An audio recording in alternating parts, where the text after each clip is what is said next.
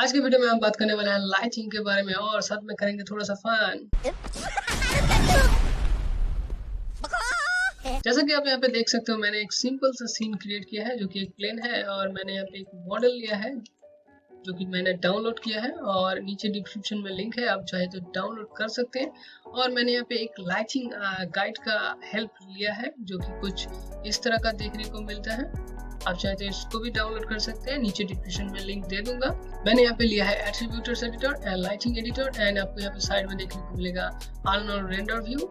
Arnold render view यहाँ पे Arnold पे देखने को मिल जाएगा यहाँ पे। एंड अगर आपका आर्नोल्ड वाला ऑप्शन है वो अगर नहीं आ रहा है तो सिंपली विंडोज पर जाए एंड विंडोज पर जाने के बाद आपको जाना है सेटिंग प्रेफरेंसेस एंड उसके बाद जाना है फ्लैग इन मैनेजर एंड यहाँ पे सर्च करना है M2A और कुछ इस तरह का आपको मेल देखने को मिलेगा। सो सिंपल इसको कर लेना है लोड एंड उसके बाद कर देना है क्लोज। आपको यहाँ पे देखने को मिलेगा लाइटिंग एडिटर। सो लाइटिंग एडिटर्स आपको दरअसल विंडोज पे जाना है एंड आपको जाना है रेंडरिंग एडिटर्स एंड आपको यहाँ पे देखने को मिलेगा लाइटिंग एडिटर्स।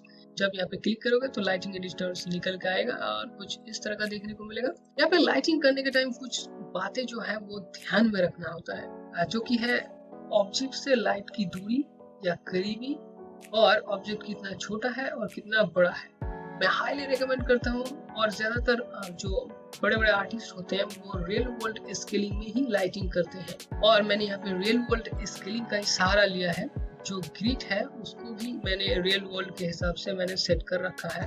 और अगर एग्जाम्पल मैं आपको दिखाऊं तो कुछ आपको इस तरह से देखने को मिलेगा। इसका जो सर है उसके हिसाब से मैंने इस मॉडल को रखा है और ये मॉडल करीब करीब 5.5 फीट लंबा है। सो मैं इसको कर दूंगा फिर से हाइट और यहाँ पे मैं जो मेजर ऑफ वैल्यू इस्तेमाल कर रहा हूँ वो है सेंटीमीटर्स। अगर आपका सेंटीमीटर्स पे सेट नहीं है तो सिंपली विंडोज पर जाएं एंड उसके बाद जाए सेटिंग प्रेफरेंसेस एंड यहाँ पे जाए प्रेफरेंसेस एंड यहाँ पे जाएंगे सेटिंग एंड आपको यहाँ पे देखने को मिलेगा सेंटीमीटर्स।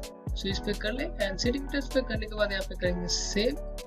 सो सेव पे क्लिक करने के बाद मैं यहाँ पे अपना ग्रिड का वैल्यू भी दिखाना चाहूंगा। सो मैं यहाँ पे जाऊंगा डिस्प्ले एंड यहाँ पे ग्रिड एंड मैं यहाँ पे क्लिक करूंगा लाइक दिस एंड क्लिक करने के बाद आपको कुछ इस तरह का मेनू दिखेगा और मैंने यहाँ पे जो लेंथ वाइड है रखा है मैंने 100 एंड ग्रिड लाइन एवरी भी 100 रखा है जिससे कि मुझे रियल वर्ल्ड स्केलिंग मिले एंड डिवीजन को कुछ काम नहीं है इसलिए मैंने 5 पे रखा है। सो मैं यहाँ पे कर दूंगा क्लोज। अब हम यहाँ पे क्रिएट करेंगे ग्रुप। सो मैं इस आइकॉन पे करूंगा क्लिक एंड यहाँ पे नेम दूंगा मैं लाइटिंग ग्रुप 1 को हटा दूंगा एंड प्रेस करूंगा एंटर। सो मेरा ग्रुप हो गया है क्रिएट। अब मैं यहाँ पे लूंगा लाइट। सो यहाँ पे आपको देखने को मिल जाएगा area light, dash light and point light and आपको यहाँ पे देखने को मिलेगा स्काई डोम। और आप चाहते हैं यहाँ पे आर्नोल्ड पे जाए एंड यहाँ पे जाए लाइट्स एंड आपको यहाँ पे देखने को मिल जाएगा बहुत सारे लाइट्स। सो एक ही बात है, ज्यादातर इस्तेमाल होता है एरिया लाइट। सो हम यहाँ पे एरिया लाइट लेंगे और इसके बारे में थोड़ा सा बात करेंगे और थोड़ा सा इम्पोर्टेंस ऑप्शन और फीचर्स के बारे में बात करेंगे। सो मैं यहाँ पे एरिया लाइट पे क्लिक करूंगा एंड मेरा जो एरिया लाइट है वो क्रिएट हो गया है एंड मैं इसको थोड़ा सा ऊपर करूंगा एंड यहाँ पे प्रेस करूंगा R एंड इसको थोड़ा सा बड़ा कर लूंगा। मे बी ये ठीक है, नहीं थोड़ा सा छोटा कर लेता हूँ। हाँ ठीक है ये। तो ज्यादातर आर्टिस्ट क्या करते हैं कुछ इस तरह से ले जाके इस तरह से कुछ सेटिंग करते हैं। मुझे लगता है ये वाहियात टेक्निक है और ये काफी पुराना हो चुका है, लेकिन माई हैव ए कूल फीचर्स। सो हम इस्तेमाल करने वाले हैं लाइट लुक थ्रू विंडो। सो यहाँ पे करना है क्लिक एंड आपको कुछ इस तरह का विंडो देखने को मिलेगा। ये थोड़ा छोटा दिखता है, मैंने खींच के इसको बड़ा कर लिया है एंड मैं इसको करता हूँ साइड में एंड मैं इस ऑब्जेक्ट को करता हूँ सिलेक्ट एंड यहाँ पे प्रेस करूंगा F जिससे कि ऑब्जेक्ट में फोकस हो जाएगा लाइट एंड मैं थोड़ा सा इस साइड में रखूंगा इस लाइटिंग गाइड के इस फोटो के हिसाब से और थोड़ा मैं अपना भी एक्सपेरिमेंट करने वाला हूँ आगे। सो मैं कुछ इस तरह का रखूंगा एंड मैं इसको कर दूंगा मिनिमाइज एंड इस लाइट को करूंगा सिलेक्ट एंड यहाँ पे जाऊंगा एट्रीब्यूटर्स एडिटर पे एंड इसका कलर आप कोई भी रख सकते हो। मैंने व्हाइट रखा है, नील हरा पीला जो भी है एंड डेंसिटी जो मैं है ये वो 2 करूंगा एंड मैं एक्सपोजर लूंगा अराउंड 15 लाइक दिस। मुझे लगता है मेरे लिए इनफ है और मैंने ऑलरेडी यहाँ पे कैमरा पोजीशन सेट कर रखा है जो कि मैं दिखा देता हूँ आपको। कुछ इस तरह का सेटअप है ये मैं यहाँ पे कैमरा सेट कर लेता हूँ। और भी बहुत सारे ऑप्शन हैं जो कि मैं आगे चल के बात करूंगा। सबसे पहले मैं एक रेंडर व्यू निकाल लेता हूँ। सो मेरा जो रेंडर व्यू है इस तरह का देखने को मिल रहा है मुझे। सो मैं इस रेंडर व्यू को करूँगा पॉज, एंड पॉज करने के बाद हम यहाँ पे इंटेंसिटी और एक्सपोजर के बारे में बात कर लेते हैं। सो इंटेंसिटी और एक्सपोजर जो है वो आपस में जुड़ा हुआ है। लाइक डेंसिटी जो होता है, मान लीजिए आपके घर में एक 10 वाट का, 20 वाट का, 50 वाट का या 100 वाट का लाइट है। सो वो जो लाइट आप कितने वाट का लगाओगे उसके लिए आपको यहाँ पे डेंसिटी को बढ़ाना घटाना पड़ेगा। ये नॉर्मली जो बाय डिफॉल्ट 1 पे सेट होता है, आपका अपना हिसाब से यहाँ पे डेंसिटी आपको डालना पड़ेगा। एंड एक्सपोजर क्या होता है, वो जो लाइट है 10 वाट का या 20 वाट का, वो कितना रोशनी देगा ऑब्जेक्ट के ऊपर, ज्यादा देगा या थोड़ा देगा, वो एक्सपोजर डिसाइड करता है। अगर आप एक्सपोजर में 10 दबाओगे तो ये जो लाइट फ्रीक्वेंसी है वो कम हो जाएगा, अगर आप बढ़ाते जाओगे तो ये ज्यादा लाइट ऑब्जेक्ट के ऊपर देता जाएगा। एंड उसके बाद आता है यूज कलर टेम्परेचर। ये दरअसल जब लाइट किसी ऑब्जेक्ट के ऊपर पड़ता है उसका टेम्परेचर मेजर करने के लिए ये ज्यादातर होता है। बेसिकली इसका जो फर्स्ट ऑफ लेवल है वो व्हाइट होता है, उसके बाद धीरे धीरे ऑरेंज होता जाता है, फिर उसके बाद धीरे धीरे रेड होता जाता है। रेड मतलब यह कि उसका जो टेम्परेचर है वो बहुत हाई है। एंड उसके बाद आता है लाइट शेप। लाइट शेप दरअसल आपको 3 टाइप के मिल जाते हैं, सिलेंडर, डिस्क और स्क्वायर। ज्यादातर स्क्वायर या डिस्क इस्तेमाल होता है। सिलेंडर दरअसल जब tube kind of light create करना होता है तब इसका इस्तेमाल किया जाता है। सो आप इसके साथ एक्सपेरिमेंट करके देख सकते हो, जैसे कि ये छू मंतर स्प्रे। और इससे बंदा कितनी देर तक गायब रहता है डॉक्टर साहब? हमेशा के लिए। क्या टीना, मैं तुम्हें मुंह दिखाने के लायक नहीं रहा। तो मैं ये बेसिक चीजें हैं, ज्यादा ध्यान नहीं देने वाला। एंड उसके बाद आता है रेगुलेशन। आप जितना बढ़ाते जाओगे उतना लाइट का क्वालिटी आपका अच्छा होगा। Like 1K, 2K, 4K, 3K जो भी है, और आपका जो सीन है वो भारी होता जाएगा और सिस्टम पे लोड पड़ेगा। सो इस बात का भी आपको ध्यान रखना है। उसके बाद आता है राउंडनेस क्या होता है, जब आप कोई भी एरिया लाइट लेते हो उसका शेप होता है स्क्वायर, आप रखते हो तो स्क्वायर में जब राउंडनेस को बढ़ाते हो तो वो गोल होता जाता है, यानी कि सर्कुलर। एंड उसके बाद आता है सॉफ्ट एजेस क्या होता है, जब आप क्वाड रखते हो ना लाइट का शेप, उसका जो 4 कोना है उसको सॉफ्ट करने के लिए इसका इस्तेमाल किया जाता है, सॉफ्ट एजेस। एंड उसके बाद है लाइट सैंपल, जो कि मैं अभी प्रेस करके 3 करने वाला हूँ। ये लाइट सैंपल क्या होता है, जब ऑब्जेक्ट के ऊपर जो लाइट जाता है और उसके कारण जो रेंडर व्यू में नॉइस क्रिएट होता है उसको साफ करने के लिए यहाँ पे लाइट सैंपल को बढ़ाया जाता है। उसके बाद आता है नॉर्मलाइज। अगर आप ऑन रखते हो तो लाइट को आप जितना मर्जी स्केल कर लो, उसका जो सेटिंग्स है, उसका जो लाइट फॉल ऑफ है वो एक समान रहता है, यानी कि जिस ऑब्जेक्ट पे रोशनी डाल रहा है उसका जो स्पेसिफिक वैल्यू है वो सही रहता है। अगर आप नॉर्मलाइज को ऑफ कर दोगे तो लाइट जब स्केल या छोटा बड़ा करोगे उसके साथ काफी सेटिंग चेंज होता है और लाइट फॉल ऑफ भी चेंज हो जाता है, यानी कि ऑब्जेक्ट के ऊपर लाइट थोड़ा सा गिरेगा, ज्यादा गिरेगा, ऐसा वाला कॉन्सेप्ट हो जाता है। सो उसके बाद आता है कैस्ट शैडो। अगर आपको इसको ऑफ कर दोगे तो यहाँ पे जो शैडो दिख रहे हैं वो शैडो नहीं दिखेंगे। दुनिया में हर ऑब्जेक्ट का शैडो होता है, सो इसको ऑन करके रखना ही मैं समझता हूँ अच्छी बात है, और बाय डिफॉल्ट ये ऑन ही रहता है। एंड उसके बाद आता है शैडो डेंसिटी। कितना शैडो आपका गाढ़ा होगा, यानी कि काला होगा या थोड़ा व्हाइट होगा, ये मेजर करता है। एंड उसके बाद आता है व्हाइट कलर दरअसल ब्लैक ही रहता है, व्हाइट का शैडो का कलर ब्लैक ही रहता है। अगर आप चाहे तो सफेद भी कर सकते हो और कई कलर रेड, ब्लू, हरा जो भी करना है आप यहाँ पे कलर कर सकते हो। एंड उसके बाद आता है वॉल्यूम सैंपल। ये दरअसल जो शैडो होता है, शैडो के अंदर जो छोटे छोटे नॉइज देखने को मिलते हैं उसको शार्प करने के लिए ये इस्तेमाल किया जाता है, क्योंकि मैं बाय डिफॉल्ट 4 पे रखता हूँ। एंड उसके बाद आता है कैमरा। आप जब बढ़ाओगे, आपका रेगुलेशन गेट अगर बड़ा है तो कैमरा के अंदर, यानी उस रेगुलेशन गेट के अंदर वो लाइट आ जाएगा, मतलब दिखने लगेगा। उसके बाद आता है ट्रांसमिशन को अगर आप फुल में करोगे, अगर ऑब्जेक्ट कोई आपका ट्रांसमिशन है यानी कि कांच कलर, सो कांच के आर पार होगा रोशनी और आपको नीचे देखने को मिलेगा डिफ्यूज, स्पीकुलर, टिकलेस एंड इनडायरेक्ट एंड वॉल्यूम। ये दरअसल बाय डिफॉल्ट फुल भी आता है। अगर आप किसी ऑब्जेक्ट के ऊपर डिफ्यूज मटेरियल और इस काइंड ऑफ मटेरियल आप डाल के रखते हैं तो उसके ऊपर लाइट दिखेगा, लाइट रिफ्लेक्शन होगा इसका मतलब। एंड उसके बाद नीचे आता है लाइट फिल्टर्स। ये बहुत ही यूजफुल फीचर्स है मेरे मुताबिक। और यहाँ पे मैंने एक और चीज़ मैं भूल गया था, जो स्पीड है। स्पीड क्या करता है, अगर आप फुल पे रखोगे तो इसका जो लाइट फॉल ऑफ है वो सॉफ्ट रहेगा, यानी कि जो एरिया वाला लाइट है वो 160 डिग्री से लेके 180 डिग्री एंगल तक लाइट देगा। अगर आप इसको 0 कर दोगे, तो मैं यहाँ पे एग्जांपल ऐसे दिखाता हूँ। अगर मैं इसको 0 कर देता हूँ तो आप देख सकते हैं इसका जो लाइट फॉल ऑफ है बहुत ही हार्ड हो गया है, यानी कि लेजर टाइप लाइट आपके ऑब्जेक्ट के ऊपर पड़ रहा है, काइंड ऑफ लेजर फीलिंग। यहाँ पे लाइट फिल्टर्स आप यहाँ पे ऐड कर सकते हैं इस बटन से। ऐड पे क्लिक करने के बाद आपको एक छोटा सा मेनू देखने को मिलेगा, और मेनू पे 2 ऑप्शन है, एक है लाइट ब्लॉकर और एक है जो कि है लाइट डेंसिटी। लाइट डेंसिटी दरअसल लाइट का फॉल ऑफ कंट्रोल करता है, ये ज्यादातर इस्तेमाल नहीं होता। अगर आपको इसके बारे में ज्यादा जानना है तो नीचे डिस्क्रिप्शन में लिंक दे दूंगा, आप जाके रिसर्च कर सकते हो। और मोस्टली ज्यादातर इस्तेमाल होता है लाइट ब्लॉकर्स, जो कि मैं अभी करके दिखाऊंगा। और आप चाहे तो नीचे के जो ऑप्शन है उससे भी आप लाइट ब्लॉकर्स ऐड कर सकते हो। लाइक यहाँ पे वही ऑप्शन देखने को मिल जाएगा। सो मैं यहाँ पे फटाफट थोड़ा सा सेटिंग कर लेता हूँ। सो ये जो एंगल है लाइट वाला वो मुझे काफी अच्छा लग रहा है। सो मैं इस इमेज को कर लूंगा सेव। सो मैं यहाँ पे जाऊंगा file and save image, and save image पे करने के बाद आपको यहाँ पे नेम देना है। सो मैं यहाँ पे नेम दे देता हूँ। ऑलरेडी मैंने काफी सारे एक्सपेरिमेंट कर रखा है। सो मैं यहाँ पे दे दूंगा 18 एंड जिस फाइल फॉर्मेट में आपको सेव करना है इमेज, आपका नाम लिखने के बाद वहाँ पे देना है डॉट। आप PNG में सेव करना चाहते हो तो PNG लिखना पड़ेगा।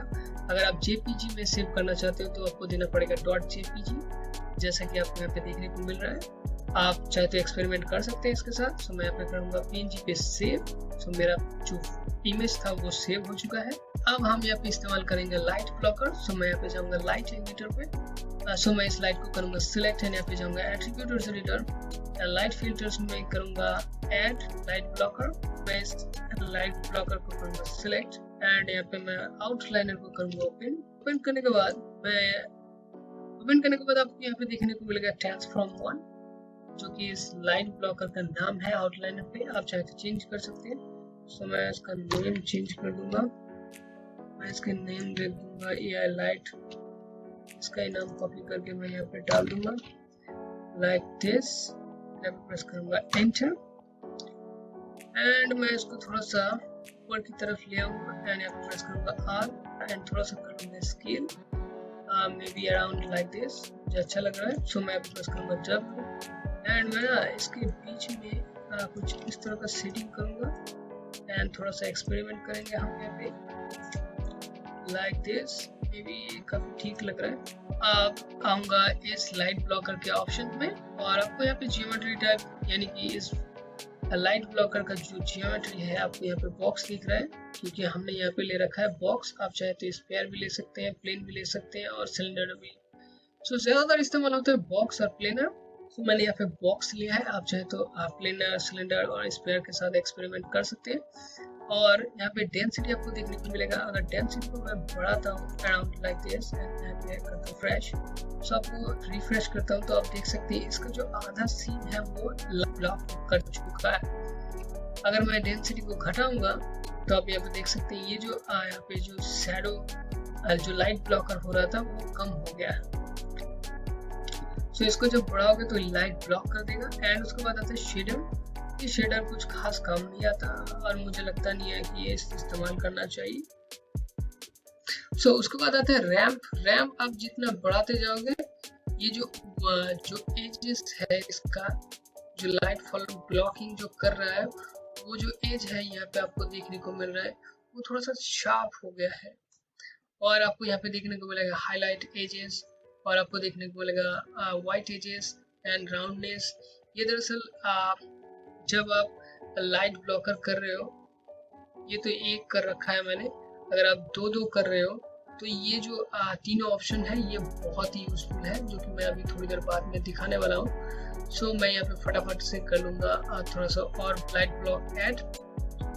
सो मैंने यहाँ पे दूसरा ब्लॉकर जो है वो ऐड कर लिया है एंड यहाँ पे इसका डेंसिटी भी मैं कुछ इस तरह का रखूँगा मे बी एंड यहाँ पे प्ले करके देखूंगा और आप यहाँ पे देख सकते हैं जो इसका जो आइस है वो थोड़ा सा हाईलाइट की मैं कोशिश कर रहा हूँ। शैडो डेंसिटी है उसको भी और थोड़ा सा बढ़ाता हूँ लाइक दिस, एंड इसको भी सिलेक्ट करता हूँ ऊपर वाले को।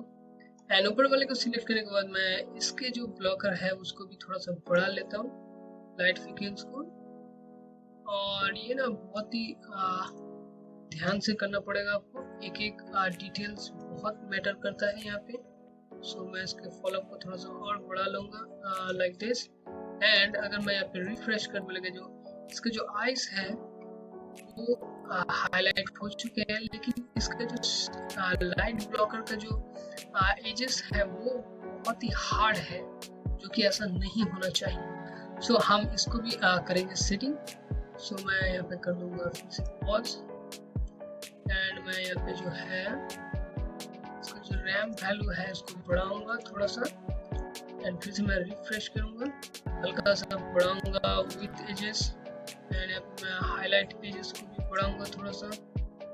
एंड हाईलाइट एजेस आप जब बढ़ाते हो white edges plus highlight, and आपको यहाँ पे देखने को मिलेगा काइंड ऑफ जो हार्ड एज था, अब ऊपर की तरफ देखोगे जो एजेस है ना वो हार्ड है, लेकिन यहाँ पे जो है ना वो थोड़ा सा स्मूथ फीलिंग आ रहा है। सो मैं यहाँ पे राउंडनेस भी थोड़ा सा लूंगा जिससे कि और थोड़ा सा स्मूथ दिखे। अब यहाँ पे देख सकते हैं काफी स्मूथ हो चुका है इसका जो यहाँ पे जो है राउंडनेस, मतलब इसका जो शैडो लाइन है थोड़ा सा और स्मूथ हो गया है। सो रैम आपको मैं थोड़ा सा और बढ़ाऊंगा। यहाँ पे जो आर्नोल्ड रेंडरिंग इंजन में क्या होता है, ये रियल टाइम होता है, तो ये ना छोटे छोटे डिटेल्स को भी मेजर करता है। सो इस बात का भी आपको ध्यान रखना है। और मैं यहाँ पे नंबर 1 ये जो नंबर 2 ब्लॉकर था ये नंबर 1 ब्लॉकर के साथ भी ऐसा ही करेंगे हम। सो इसका रैम जो है मैं थोड़ा कम करूँगा, एंड हाईलाइट एजेस को मैं थोड़ा बढ़ाऊँ। ये अब बिल्कुल ठीक लग रहा है मुझे। सो मैं यहाँ पे इसका फुल रेंडर निकाल रहा हूँ। सो फुल रेंडर निकलने के बाद आपको कुछ इस तरह का देखने को मिलेगा। एंड आप यहाँ पे ध्यान से देखें तो पीछे की तरफ जो लाइट है वो इनडायरेक्टली रिफ्लेक्ट कर रहा है, जो कि मैं आगे चल कर ठीक कर दूंगा। और मुझे लगता है यहाँ पे ना इस साइड जो शैडो है इस साइड से थोड़ा सा रोशनी होना चाहिए, जिससे कि इसका जो इस साइड का हिस्सा है जो थोड़ा सा हाईलाइट हो। सो मैं यहाँ पे फटाफट से कर लूंगा एक light add edge a ring light use. So rim light add करने के बाद आपको कुछ इस तरह का इफेक्ट देखने को मिलेगा। और जैसा कि मैंने बताया था यहाँ पे जो हेड वाला है यहाँ का जो हिस्सा है वहाँ पे मुझे थोड़ा सा रोशनी चाहिए था। सो मैंने यहाँ पे इस तरह से ऐड किया है, जो कि कुछ इस तरह का देखने को मिलेगा। और अगर आप पहले वाला वीडियो देखें तो आपको कुछ इस तरह का देखने को मिलेगा, लेकिन स्टिल पीछे की तरफ जो है वो ना यहाँ पे इनडायरेक्टली लाइट आ रहा है। सो इस चीज को हम हटाने वाले हैं। सो इसके लिए आप यहाँ पे कीबोर्ड पे प्रेस करें F6 प्रेस करने के बाद आपको ऊपर जो है रेंडरिंग मेनू आ जाएगा, और उसके बाद जाना है आपको लाइटिंग, एंड वहाँ पे जाना है लाइटिंग लिंक एडिटर। एंड यहाँ पे 2 ऑप्शन मिल जाते हैं, ये हालांकि एक ही होता है, यानी कि ऑब्जेक्ट से अगर आपको लाइटिंग हटाना है तो आपको इस वाला चूज करना है, और अगर लाइटिंग अगर किस ऑब्जेक्ट पे पड़ेगा उसके हिसाब से सेटिंग करना है तो ये वाला ऑप्शन। सो ये वाला ऑप्शन मैं प्रेस करूंगा, एंड उसके बाद कुछ इस तरह का एडिटर निकल के आ जाएगा। एंड मैं यहाँ पे एरिया लाइट 1 को सिलेक्ट करूंगा। इस पैनल का जो रिफ्लेक्शन है उसको हटाने के लिए मैं इसको हटा दूंगा, एंड एरिया 2 लाइट से भी मैं इसको हटा दूंगा, एंड मैं इसको करूंगा बंद। एंड बंद करने के बाद मैं यहाँ पे फिर से एक रेंडर व्यू निकालूंगा। पीछे जो रिफ्लेक्शन आ रहे थे वो अब नहीं आ रहे हैं, क्योंकि जो प्लेन के साथ जो लाइट का रिफ्लेक्शन लिंक था वो मैंने कट कर दिया है।